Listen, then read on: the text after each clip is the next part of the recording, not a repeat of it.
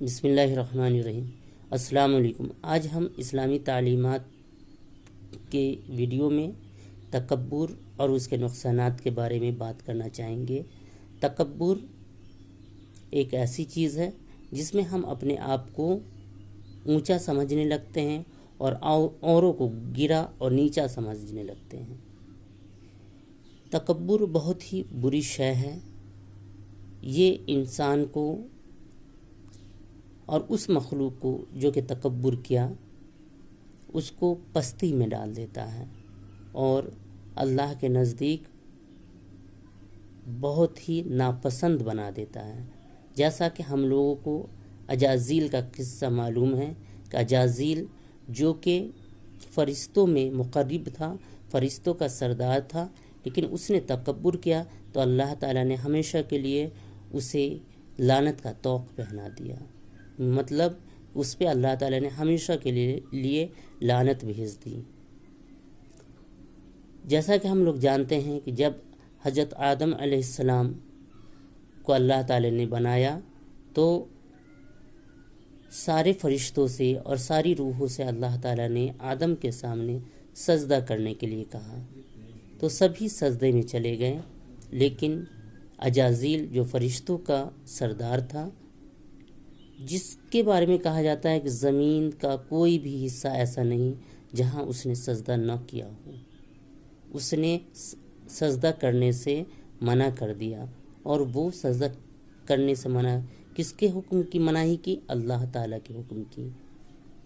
اللہ تعالیٰ نے جب اس سے پوچھا کہ تمہیں کس چیز نے آدم کو سجدہ کرنے سے روکا تو اس نے کہا کہ یا اللہ، آپ نے مجھے آگ سے بنایا ہے اور آدم کو مٹی سے، اور آگ اوپر جاتی ہے نیچے نہیں۔ تو اللہ تعالیٰ نے کہا کہ تو یہاں سے نکل جا، تمہارے لیے لعنت ہے۔ تو شیطان نے کہا، اجازیل نے کہا کہ اللہ مجھے مہلت دے، جس کی وجہ سے تو مجھے نکال رہا ہے، میں اسے تیری راہ سے بھٹکاؤں گا، تیری راہ سے جس کی وجہ سے مجھ پہ لعنت ہوئی میں بھی اسے لعنت کا حقدار بنا دوں گا۔ اور اللہ تعالیٰ نے اس کو مہلت دی۔ اس نے کہا کہ یا اللہ، میں تیری طرف آنے والے ہر راستے، دائیں بائیں آگے پیچھے ہر طرف سے اس کے راستے میں آؤں گا تاکہ وہ تیری طرف نہ آ سکے۔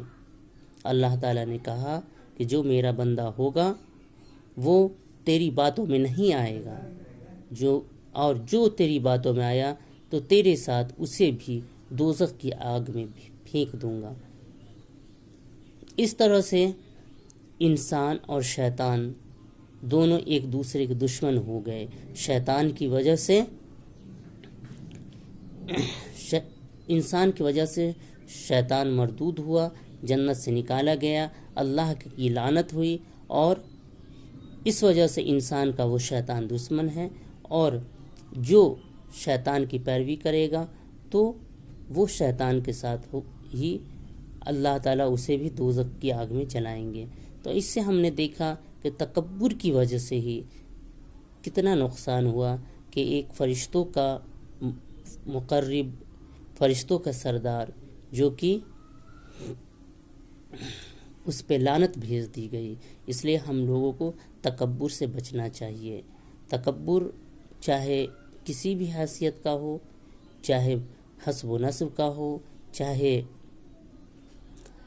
مالی حیثیت کا ہو، چاہے تقوی کا ہو، چاہے دینی معاملات کا ہو، اس سب سے ہمیں بچنا چاہیے اور اللہ تعالیٰ سے اس سے بچنے کے لیے ہمیں مدد مانگنی چاہیے۔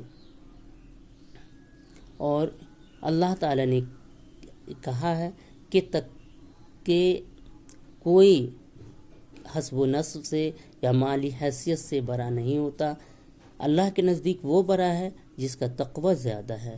اس لیے ہمیں تقوی اختیار کرنی چاہیے اور تکبر سے ہمیں بچتے رہنا چاہیے، اور اللہ تعالیٰ سے ہمیں تکبر سے بچنے کے لیے مدد مانگتے رہنا چاہیے۔ تو آج کی ویڈیو میں اتنا ہی۔ اللہ تعالیٰ سے دعا ہے کہ اللہ تعالیٰ ہمیں ہر طرح کے تکبر سے بچائے. آمین ثم آمین. وآخر دعوانا والحمد للہ رب العالمین.